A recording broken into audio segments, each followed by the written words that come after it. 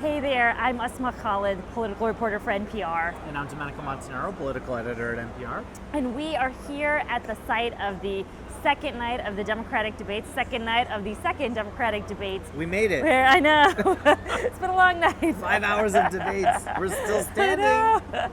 And one of the key takeaways for me from tonight was that on the first night, we heard a lot about public policy proposals, specifically healthcare, immigration, and they were really policy-heavy debates. Tonight, I would say the debates around policy felt a lot more personal rather than theoretical. Well, they were directed at one person. They were directed exactly at one person, that person being former Vice President Joe Biden. I mean, last night, if it was about pragmatists versus the more progressive wing with Bernie Sanders and Elizabeth Warren in the middle sort of having to defend themselves, it was really one person tonight in former Vice President Biden, and there was a degree of pile-on in this debate. Yes. Certainly. It looks like one of us has learned the lessons of the past and one of us hasn't.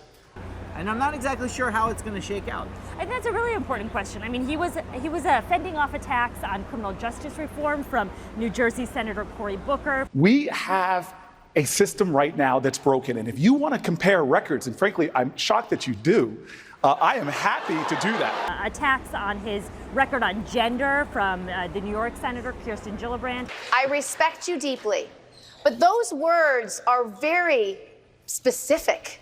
You said women working outside the home would lead to the deterioration of family. My grandmother worked outside the home. My mother worked outside the home. As well as attacks on health care from California Senator Kamala Harris.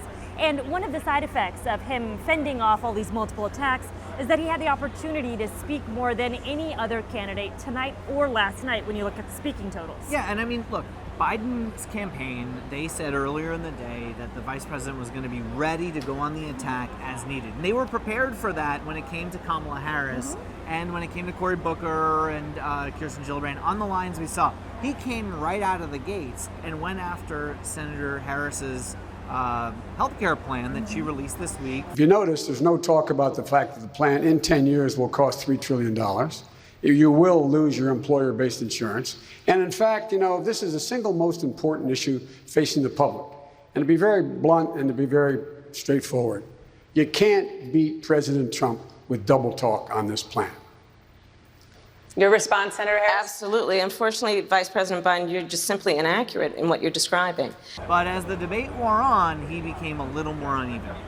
What do you mean by that exactly? Well, I mean, just if you're thinking about how he made his case, how he delivered, how he was able to fend off attacks, So style, maybe more? Style, absolutely style. I mean, if you think about, so many of these debates are about style. I mean, they bring up their policy and their substance.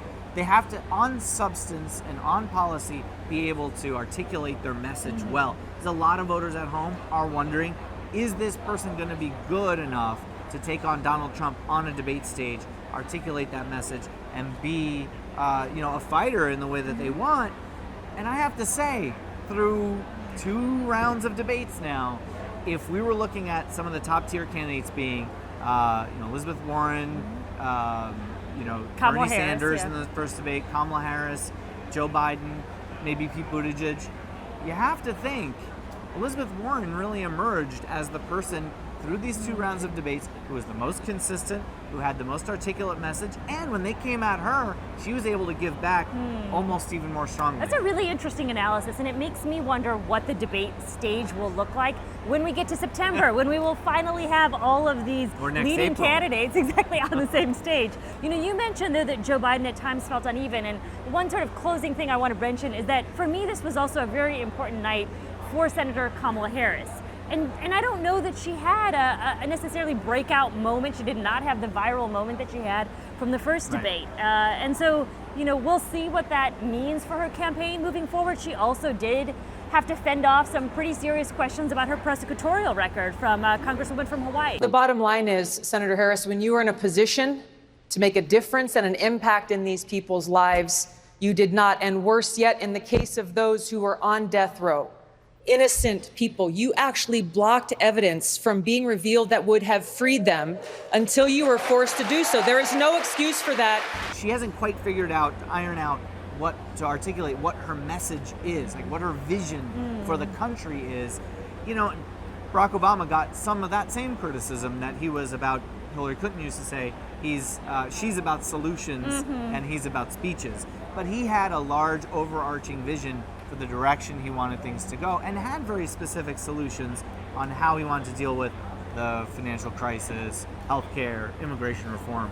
We haven't seen as much specifics from Senator Harris, and she's probably going to have to do so over the next few weeks. All right, well, we are going to leave it there, in part because we want to jump in and get a chance to talk to some folks out in the spin room after the debate. A lot of the candidates bring out their people to essentially spin the narrative from the night, and we want to get a sense of what they have to say. And we're hardly done because we have a podcast to do tonight again. So I know you're all going to download the NPR Politics podcast, which we are going to tape right after this and after we get some reporting in. So thanks for watching, thanks for listening, and please tune into the podcast.